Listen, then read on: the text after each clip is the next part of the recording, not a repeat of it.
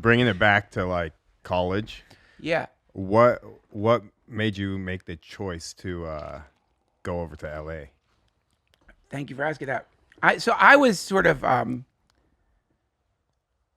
here's my grand plan was take some time off, just go fuck off and in the world. And then I would go to grad school. I did good enough to get into some kind of grad school, probably get a license so I could become a clinical therapist, which for some reason I thought I wanted to do.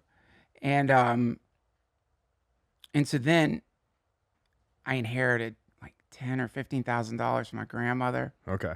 Big pile of cash. Yeah. And so I moved to LA. It was either New Orleans or LA. I just wanted a city to like party Either in. one. Yeah. And I thought LA would be a fun city to like, big city, fun city. It'll be fun to like just fuck off there. And I was thinking of the Doors movie. Yeah. And then I just end up in LA. And Did you know anyone, or you just went out there? I didn't know anybody. Just went for it. I knew not a soul. Wow. Moved out to LA for no reason. All these whatever shit I hauled over there, like I thought I needed. And I remember that was fun too, man. It was really fun driving across the country for no reason. And then I'm like, Doors movie. Let's try Venice Beach. I get to Venice Beach. Wow. I'm like, what the fuck? This is not the Doors movie, Venice Beach.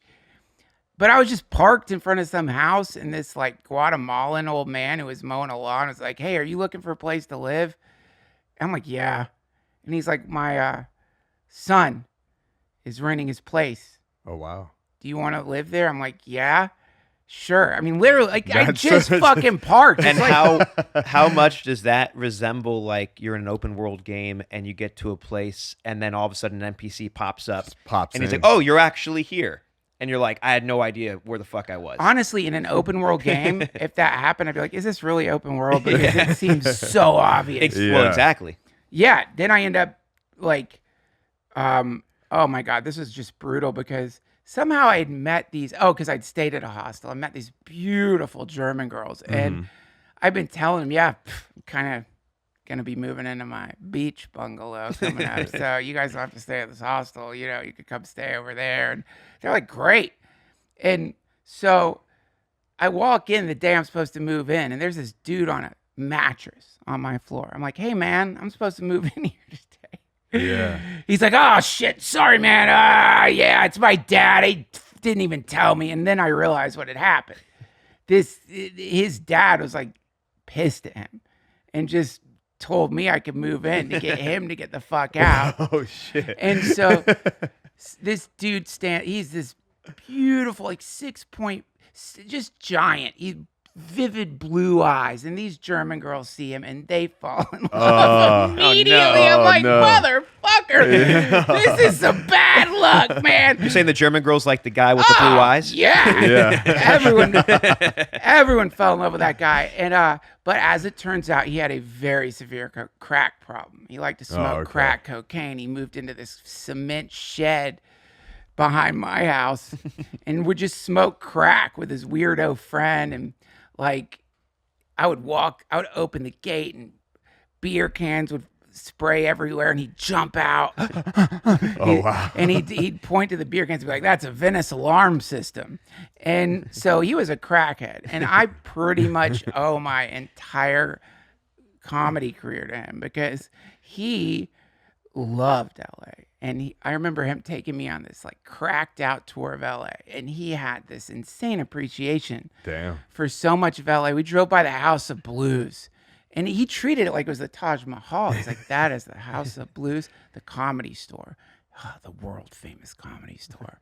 And I remember looking at the Comedy Store and thinking like, whoa, dude, what the fuck is that? It's this black building. Yeah. Just this creepy black building like in Hollywood. It looks so sinister and It weird. does. And obviously ran out of money, spent it on a like vial of acid and synthesizers and just ran out of money real quick. He was taking me to underground LA raves too. Oh wow. Like the real ones. Yeah. And oh my God. Like And this is when, like, late 90s?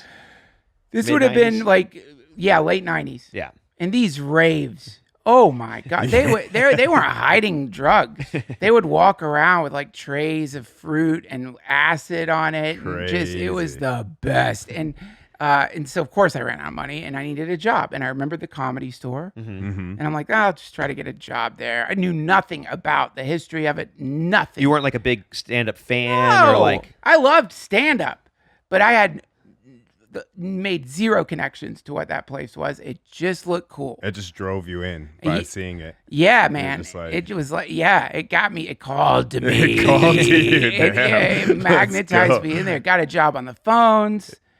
I remember Paulie Shore walking in, who I used to watch in my friend's trailer, the Paulie show. I'm like, what the fuck? This is so crazy. There's Paulie Shore.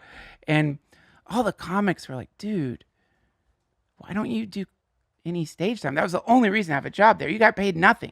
The only reason they got people to work there was they would like throw them 3-minute spots. Oh, wow. They all were comedians hoping that something would happen. Mm-hmm. And I'm like, I'm not gonna do comedy. So you got a job there not having any ambition of being a comedian? zero. Oh, wow. It just called. He just popped up. He was like, all right. Well, I remember, when you're a phone guy, you're terrified because you think, Mitzi will call. And if Mitzi doesn't like your voice, you're fired immediately. And so everyone in the phones is like, Jesus fucking Christ, it's going to be so terrible. I'm going to get canned. And I remember I got my first call from her. Oh, you're the new phone guy. I'm like, great to meet you. So do you want to be a comic? I'm like, I don't think so. And she's like, well, you never know, honey. And then, I just ended up meeting Ari there. Ari came to work on the phones. I ended up getting the job of the talent coordinator. But before that, I got the job of the runner, which was basically driving Mitzi around in this van. Scammed into that job because Freddie Soto, God rest his soul, he was the runner, which was a curse. Because if you were a comic and you got the job of the runner, you had to drive Mitzi around. But if you wanted out of that job, you were in danger. She might get pissed off. No more spots. Oh, wow. So it's the monkey's paw of jobs. You got to pass that shit down. Yeah. And so the technique used by generations of comedians to get that fucking job off their hands was to just bullshit some dummy and be like, she only lets people drive her who she really thinks could be comedians. And I had made him laugh because by then I'd started working in the cover booth and I was trolling him, telling him my sister, I don't have a sister, telling my sister saw his stand up and she wants to suck his dick. But I was real sincere about it. And you could see he was like, really? And I think he's like, you got a picture of her? Oh, my God. He's like, I'm into it. And then when he found out I had trolled him for a few days, he thought it was so funny. And then I just remember, this is, I guess, more the point of your show. I'm pumping gas into the van, training to be the runner of the Comedy Store. And Freddie says to me, Duncan, why don't you just try to be a comic? He's like, if you go to grad school, that's going to be 10 years. How much money is that going to cost? He's like, maybe if you put 10 years into this, you could have it as your job. You could be a comic. Yeah. And my brain, I remember, it's like time just went, time froze. It's like, when your brain takes snapshots or something, I still could see it in my mind. I could see it vividly. And and I would say that was the moment that I began to change my plans and decided to start trying to be a comedian. Crazy. Wow.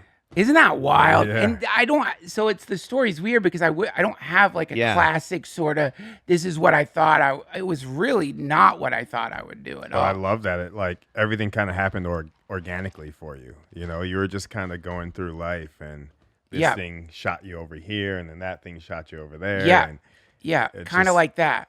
But all that being said, there's a big space between deciding to be a comedian and becoming a comedian. For If sure. deciding to be a comedian is all it took, there'd be a lot more comics out there.